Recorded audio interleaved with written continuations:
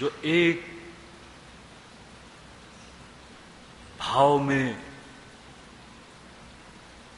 कार्यम साधयामि देहम वापादयामि, इस निश्चय के साथ भगवान ही साध्य हैं। ये क्षुद्र शरीर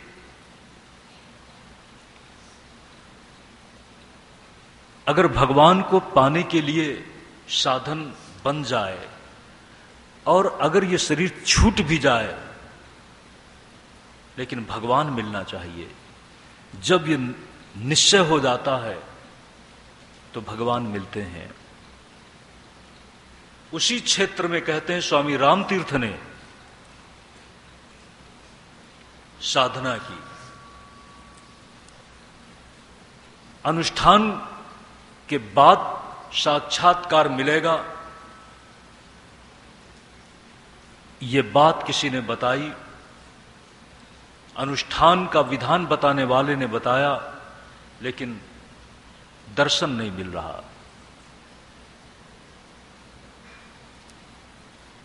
रामतीर्थ ने निश्चय किया कि अगर दर्शन नहीं मिलता तो अब मैं इस शरीर को नहीं रखूंगा। एक आवाज आई, मैंने तुमको दूर किया है, मैंने। रामतीर्थ, स्वामी रामतीर्थ उस आवाज को समझ नहीं पाते। आवाज बार बार उनके कानों से टकरा रही है कि मैंने तुमको दूर किया है, मैंने। कुछ देर के बाद ये समझ में आया कि मैं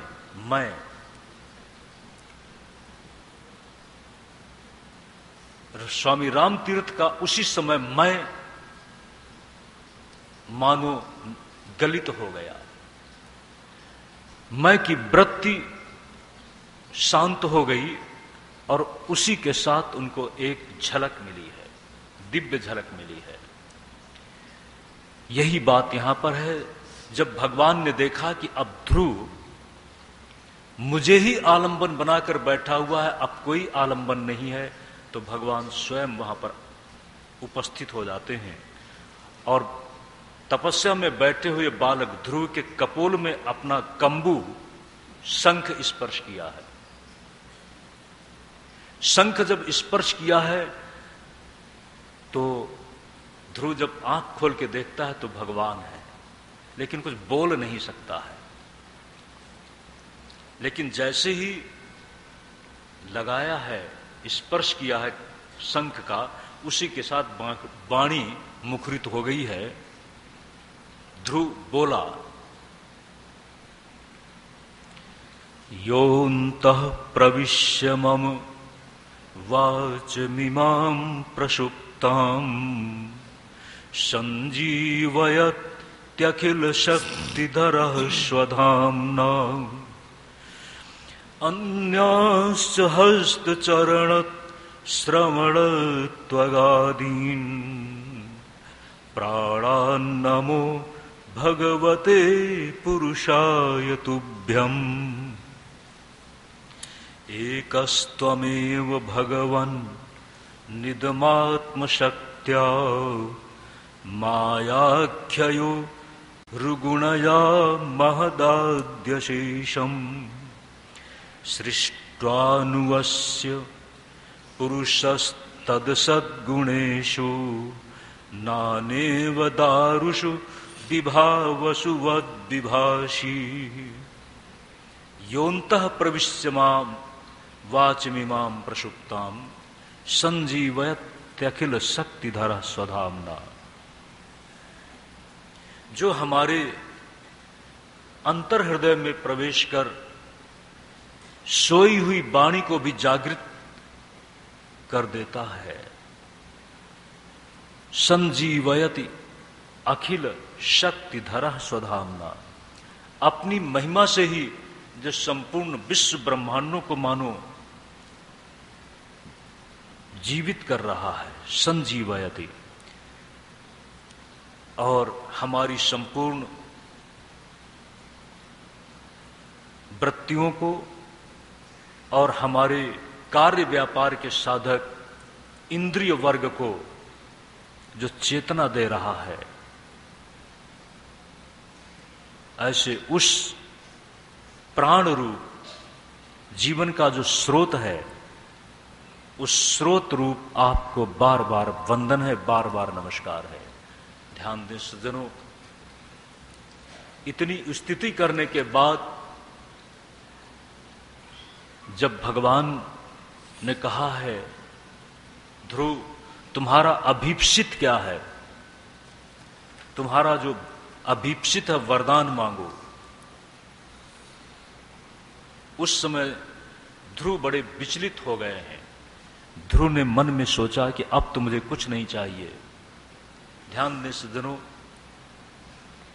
भगवान ने कहा है, ध्रुव तुम मेरे पास अर्थार्थी भक्त बनकर के आए हो,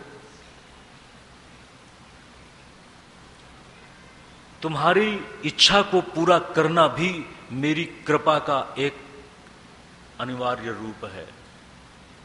और देखो, जीवन तुम्हारा निश्चित है, जीवन की मर्यादा निश्चित है। अब तुम ये जो सोच रहे हो कि मुझे कुछ नहीं चाहिए, ये अच्छी बात है, लेकिन तुम्हारी भक्ति और तुम्हारी साधना मेरे लिए कुछ चाहिए से ही शुरू हुई है, इसलिए तुम अभी चाहों के बंधन में हो।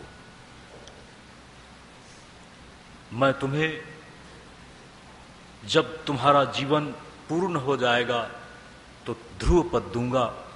इसके पहले तुम्हारा जो भी मनोरथ रहा है वह सब मनोरथ तुम्हारा मैं पूरा करता हूं। ध्रुव एक हमारे लिए प्रेरणा का प्रतीक है।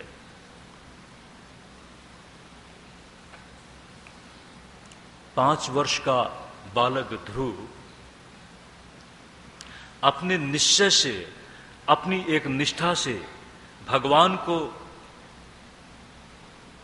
अपने पास बुला लेता है। भगवान को आना पड़ा। हम बोलते हैं, सुनते हैं, बोलता हुआ सुनते हैं कि भगवान क्या हमें मिलेंगे? निश्चित ही मिलेंगे। तुम लगातार कितना पुकार सकते हो? तुम्हारी पुकार किसी जरूरत के लिए तो नहीं है। भगवान के बीच में और भक्त के बीच में, भगवान और भक्त के बीच में अगर कोई बाधा है तो वह जरूरत है। जब जरूरत के लिए भगवान को पुकारा जाता है तो भगवान जरूरत किसी तरह से पूरा कर देता है और अपने आप को तिरोहित कर लेता है। लेकिन बिना जरूरत के, और ध्यान दें, जिस दिन व्यक्ति को लगता है कि भगवान ही मेरी सबसे बड़ी जरूरत है,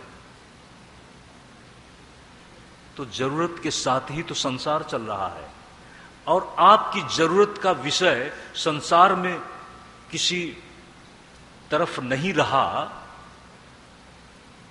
आप किसी जरूरत से संसार में आप भगवान से नहीं प्रार्थना कर रहे, किंतु भगवान को ही पुकार रहे हैं, तो निश्चित ही भगवान मिलेगा, निश्चित ही मिलेगा। इंतजार करना होगा। अगर ध्रुव को इंतजार करना पड़ा है सज्जनों, तो आपको भी इंतजार करना पड़ेगा। और ध्रुव को मिला है तो निश्चित ही आपको भी मिलेगा। लेकिन यह बात दूसरी है कि आपकी पात्रता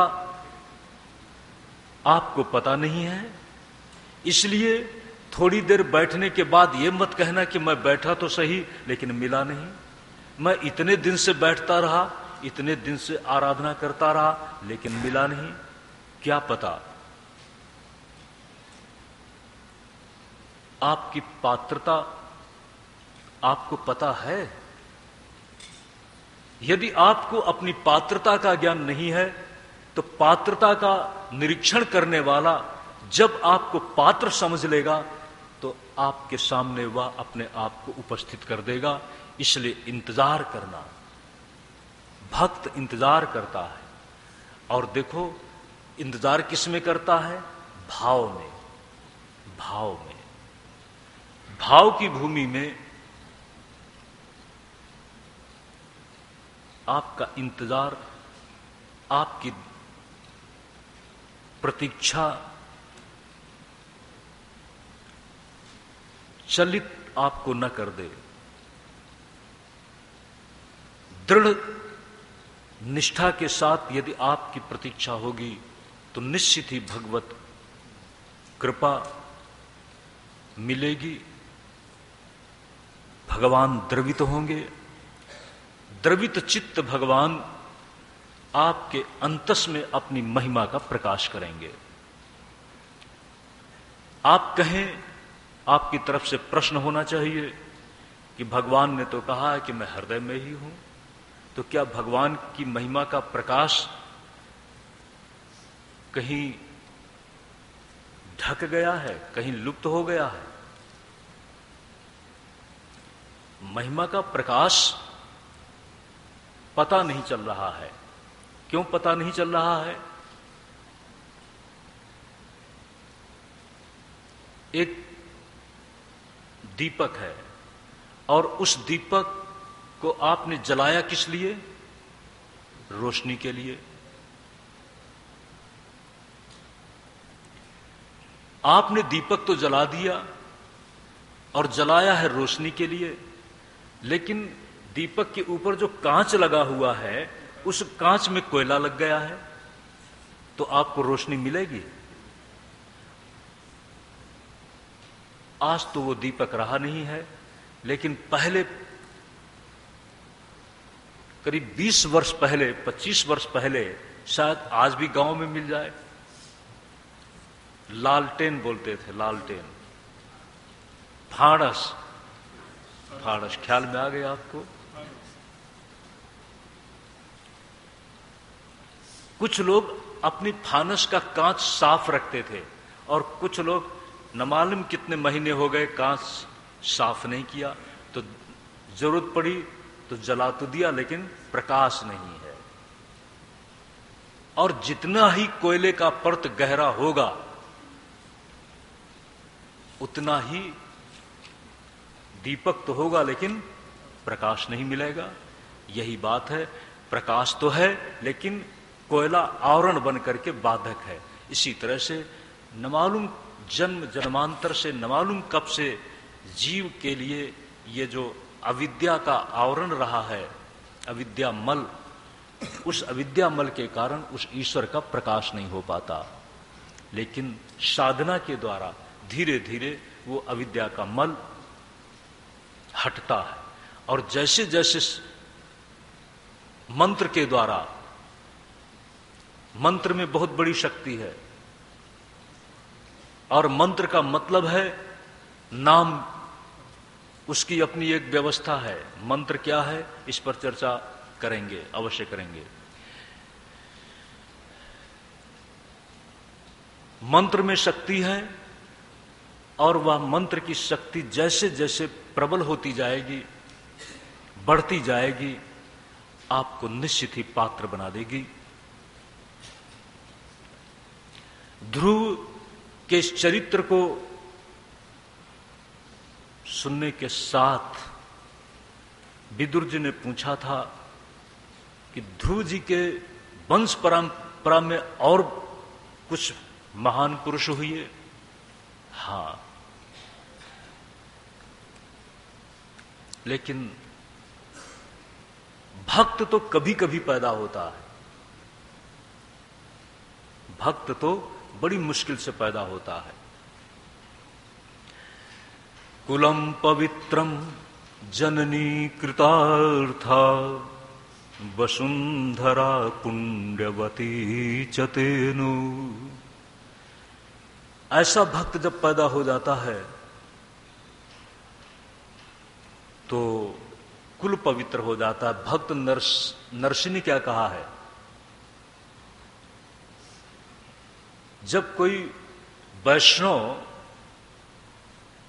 सही अर्थों में साधना से वैष्णव भूमि में प्रवेश कर जाता है, यानी वैष्णव हो जाता है, तो वो क्या करता है, उसका परिणाम क्या होता है? कुल,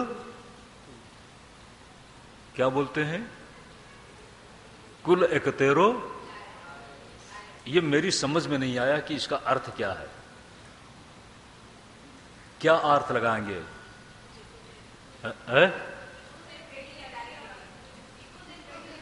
इकोत्तर का मतलब क्या होता है? 71। 71 का क्या भरोसा? बड़ा सीधा सरल अर्थ है। 1 और 13 कितने हुए? 14। 14 का मतलब 7 इधर की और 7 ये अर्थ है। क्यों विनोद जी? 14 पीढ़ी है ना, तो 7 पीछे की और 7 आगे की। बड़ी मुश्किल से कोई भक्त पैदा होता है। कहते हैं भक्त बड़ी मुश्किल से पैदा होता है, और व्याख्यान में तो आप सब यही बताते हैं कि भक्ति बड़ी सुलभ है। कहते हैं सुलभ तो है, लेकिन उस सुलभ को कोई अपनाने के लिए तैयार होना चाहिए ना।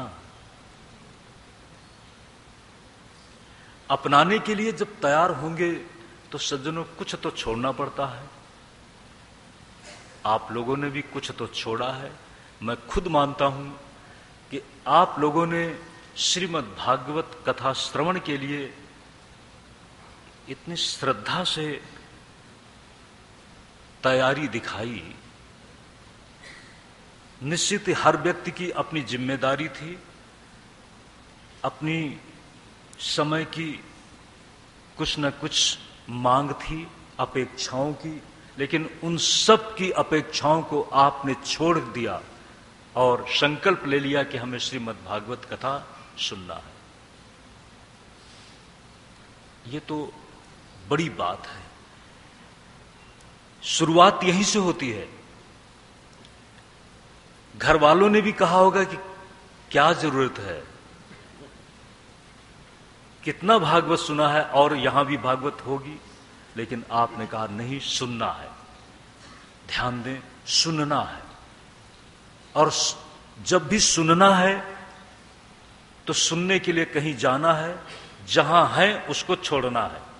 आप लोग अपने अपने घर द्वार को छोड़कर, निश्चित ही मैं जानता हूं कभी कभी असुविधा भी होगी, लेकिन शुरुआत भक्ति की यहीं से है। भक्त जब तक विभक्त नहीं होता, जहां है उससे वह वियुक्त नहीं होता। विभक्त कर देना, बांट देना, विभक्त यही तो बोलते हैं, बांट देना। विभाजन कर दो, विभक्त कर दो। आपने अपने आप को बांट दिया। घर में थे, आपने हरिद्वार में अपने आप को आने के लिए तैयार कर दिया। यहीं से भक्ति शुरू होती। जो विभक्त नहीं हो सकता वो भक्त नहीं हो सकता।